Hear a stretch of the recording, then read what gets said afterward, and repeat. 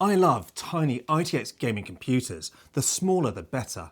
But all of my previous tiny cases failed to provide adequate CPU heatsink options or only handle small, if any, exhaust fans. But this tiny PC is different.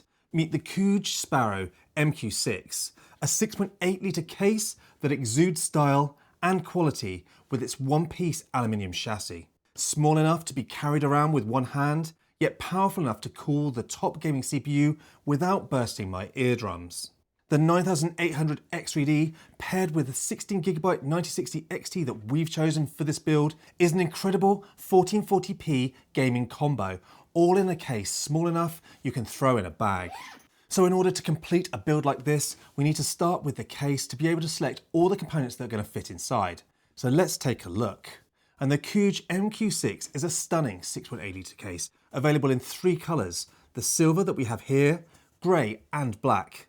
You can customise it with either the aluminium side panels that we have, or stainless steel panels for more airflow, and either a Gen 3 or a Gen 4 riser cable. Now this is an expensive case like many of the other boutique cases out there, but to say that this one feels incredible is an understatement. From the solid one-piece aluminium chassis, to the perfect fitting magnetic quick removable side panels and the multi-layer stacking structure, everything in this case feels premium. You also get a full coloured booklet manual and a case with the screws in separated compartments plus a decent driver to make the build easier. And although this is a tiny case, it is quite wide, allowing for decent sized heat sinks of up to 72mm and also a top 120mm slim fan for exhaust. The only fly in the ointment, as is always the case with these tiny PCs, is the length of the GPU at only 217mm. And plus you'll also need a flex PSU. You can buy this case direct from COOJ or AliExpress, who are kindly sponsoring today's video. For the AliExpress back to school blowout has started. Many products can enjoy up to 80% discounts, so start shopping now. You could buy products like the incredible COOJ MQ6 case used in today's video, or other cases such as the JONSBO N3 Mini NAS to build your own home storage. This tiny little case can use ITX motherboards but holds up to 8 hard drives in the hot swappable bays thanks to the server grade backplane. And despite being a NAS, there's still plenty of room for CPU cooling, exhaust fans, and even space for a graphics card should you need it. And AliExpress have kindly given me some exclusive discount codes for you to use. Use these codes for extra savings. And if you join my team, you can get up to 10% cashback on almost everything. You can also earn more points by completing daily tasks, such as signing in, browsing, and placing orders. The higher our team points get, the more cashback you get. Come and check it out if you can. Click my link in the description area to start earning, or search keywords MASH IT in the AliExpress search bar, or you can just scan the QR code on your screen right now. So let's get back to the build. Now, as I want this to be a pretty powerful gaming PC, I want to use the 9800X3D, currently the best pure gaming CPU on the market.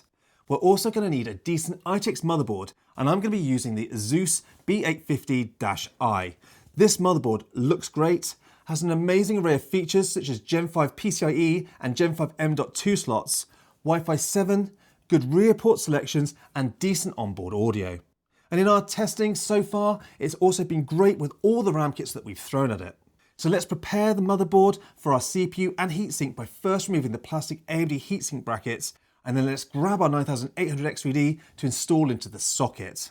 We will install the cooler shortly, but first I want to add the SSD, and because this is a Gen 5 SSD slot on this motherboard, I wanted to use a fast Gen 5 drive. This may be a little bit overkill for the build, but as this is a premium build, we're using the Western Digital SN8100 with reads and writes at just under 15,000. The large SSD heatsink on the motherboard should easily cool this drive, so let's remove the 2 screws, then remove the tape on the thermal pads, and then finally install that SSD. Once it's clipped into place, we can just screw the heatsink back on the top. There is also a second slot on the back of the motherboard, but I'm only going to be using the 2TB primary drive for this build. Next, let's install the RAM. And for this build, I need low profile RAM so that I can use the large CPU cooler. So I've chosen the Kingston Fury 32GB DDR5 6000 megatransfers kit. This is a decent price with great CAS speeds, and 6000 megatransfers is the sweet spot for the 9800X3D. So now that we've got the RAM and the SSD installed, it's time to add that heatsink. Now, as we've got 72mm of space, I wanted to use the largest cooler I could fit in here, so I've chosen the Thermalright AXP120-X67 ARGB. This large cooler comes with a 120mm slim fan at the height of 67mm. This should provide great cooling for the processor, but still leave a couple of spare millimeters away from the side of the case so we avoid turbulence. The cooler comes in all different colours, but we've chosen the white with that ARGB fan, so there's going to be a little bit of colour shining through the side of the case. Now this cooler is very easy to fit by installing its supplied mounts, adding a nice blob of thermal paste onto the CPU, then screwing that CPU cooler down onto the frame. Next we need to plug in the fan and the ARGB cable.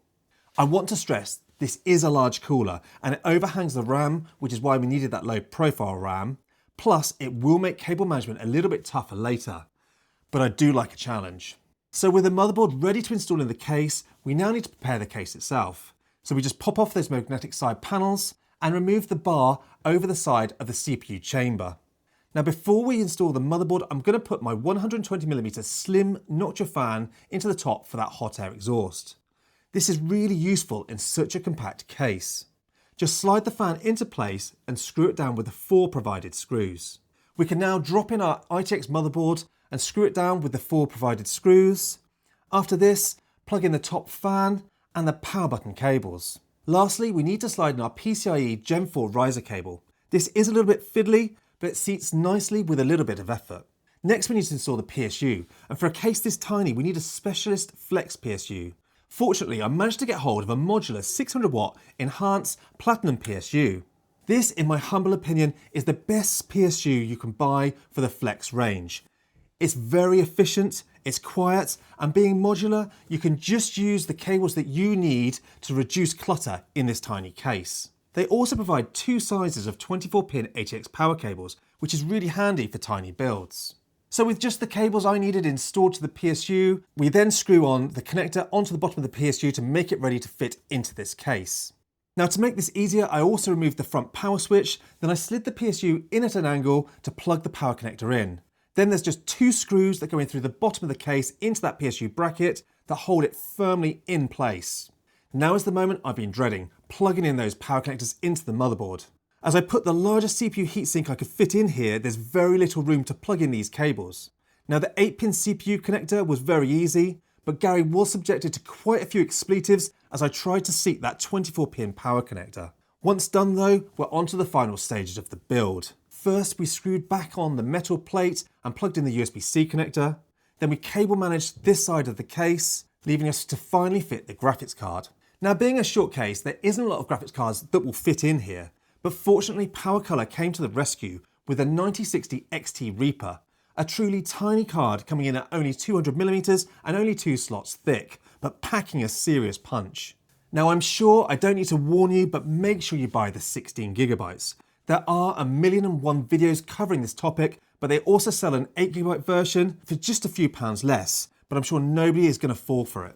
Now with our card in hand, let's plug in our 8-pin power connector, then slide the card into the riser cable and lock that rear tab. Then we screw the card to the case with the block at the bottom and the 2 screws through the bracket at the top. Then lastly screw the riser cable down to the case and we're done. Just pop those magnetic side panels on and let's install the operating system. So with our mini PC, pride of place on my gaming desk, and Windows installed and drivers updated, it's time to test this system out.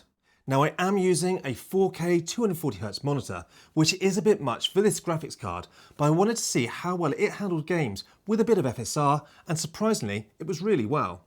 The finals and Battlefield 2042 played amazingly at 4K high settings and still look great with FSR 3 balanced settings. I just wish we had more FSR 4 titles already.